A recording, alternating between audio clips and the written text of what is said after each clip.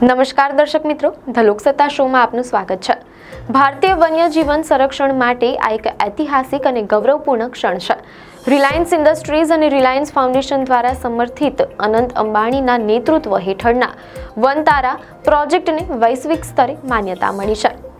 Media અહેવાલો અનુસાર સંયુક્ત રાષ્ટ્ર યુએન સાથે જોડાયેલી વન્યજીવન સંસ્થા CITES એ વનતારાને સંરક્ષણના ક્ષેત્રમાં વિશ્વનું શ્રેષ્ઠ કન્ઝર્વેશન મોડેલ ગણાવ્યું છે।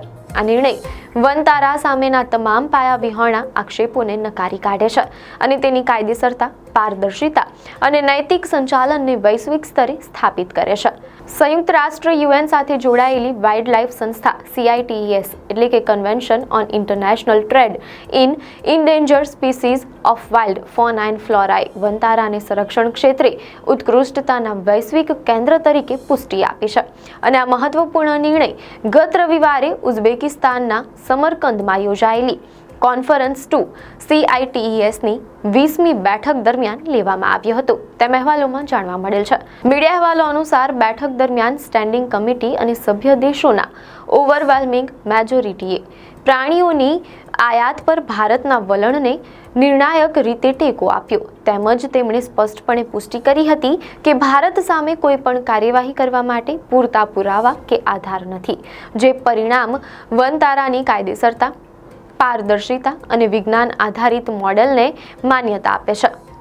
વૈશ્વિક વન્યજીવન નિયમોના પાલનની સમીક્ષા કરનારી યુએન સાથે જોડાયેલી CITES સચિવાલયે પોતે વનતારાની કાર્યપ્રણાલીની ઊંડાણપૂર્વક તપાસ હાથ ધરી હતી, જેના ભાગરૂપે તેમણે સપ્ટેમ્બર 2025માં વનતારામાં 2 દિવસનું મિશન હાથ ધર્યું હતું। આ સમયગાળા દરમિયાન વાડાઓ, એન્ક્લોઝર્સ, પશુ ચિકિત્સા પદ્ધતિઓ, રેકોર્ડ્સ, બચાવ કામગીરી અને કલ્યાણ પ્રોટોકોલનું વિગતવાર નિરીક્ષણ કરવામાં આવ્યું હતું।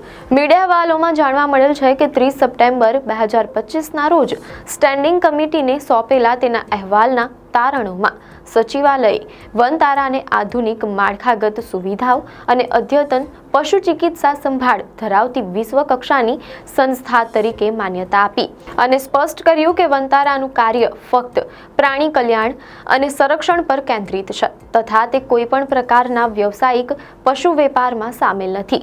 મીડિયા અહેવાલો અનુસાર આંતરરાષ્ટ્રીય સ્તરના તારણો ભારતની સર્વોચ્ચ અદાલત દ્વારા નિયુક્ત સ્પેશિયલ ઇન્વેસ્ટિગેશન ટીમ SIT ના તારણો સાથે સંપૂર્ણ રીતે મેળ ખાય છે, કારણ કે SIT તપાસ દરમિયાન દસ્તાવેજોનું ઓડિટ અને સંપૂર્ણ તપાસ કર્યા પછી SITએ તારણ કાઢ્યું હતું કે વનતારા સામેની બધી ફરિયાદો પાયાવિહોણા અને કોઈ તથ્ય વિનાના હતા।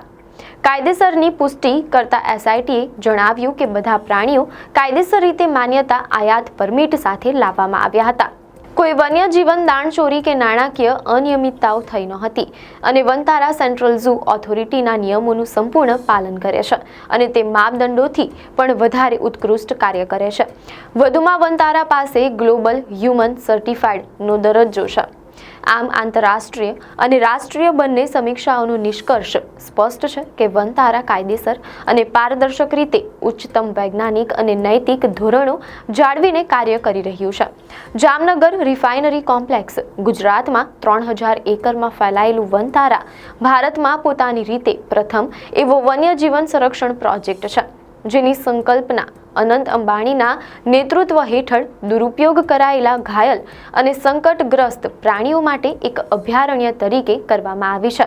વનતારાનું ધ્યાન શ્રેષ્ઠ ઇન ક્લાસ પશુ સંરક્ષણ અને સંભાળ પદ્ધતિઓ બનાવવા પર છે, જેમાં અત્યાધુનિક હેલ્થકેર, હોસ્પિટલો, સંશોધન અને શૈક્ષણિક કેન્દ્રોનો સમાવેશ થાય છે। બચાવ કામગીરીના ભાગરૂપે આ કાર્યક્રમે હાથીઓ અને અન્ય પ્રાણીઓ, સરીસૃપો અને પક્ષીઓને અસુરક્ષિત પરિસ્થિતિઓમાંથી બચાવ્યા છે અને તે દીપડા અને મગર જેવા મુખ્ય પ્રજાતિઓના પુનર્વસન પર પણ કાર્યરત છે। અનંત અંબાણીના વિઝન અને વનતારાની સિદ્ધિથી વૈશ્વિક વન્યજીવન સંરક્ષણના ક્ષેત્રમાં ભારતનું નામ ગૌરવભેર આગળ આવ્યું છે। આમ અનંત અંબાણીના વિઝન હેઠળ જામનગરના 3000 એકરમાં ફેલાયેલા આ વનતારા પ્રોજેક્ટે માત્ર ભારતની જ નહીં પણ સમગ્ર વિશ્વની વન્યજીવન સંરક્ષણની ચિંતાઓને એક નવી દિશા આપી છે।